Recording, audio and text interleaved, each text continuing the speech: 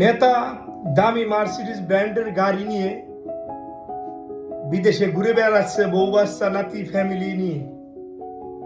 আর আপনি তার পাশে পাতি একটা নেতা হয়ে ঘরবাড়ি ছাড়া, বউ বাচ্চা ছাড়া, এখনো আপনি স্লোগান দেন জয় বাংলা বলে। আপনার জয় বাংলা হয়ে যাচ্ছে, ফাঁসি হয়ে যাচ্ছে, আপনার বউ বাচ্চা কান্না করছে, আর আপনি এখনো জয় বাংলা বলছেন মাঠে আইসে। আর আপনার যে নেতা, তিনি বিদেশ আইসা ঠিকই মজা লুটছে, ঠিকই আরাম আয়েশ করছে, দেশের টাকা লুট করে বিদেশে আইসা ঠিকই আরাম আয়েশ করছে।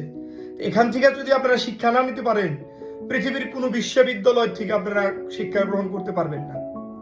এটাই বাস্তব। এখনো সময় আছে, একটু একটু দেমাগ খাটান।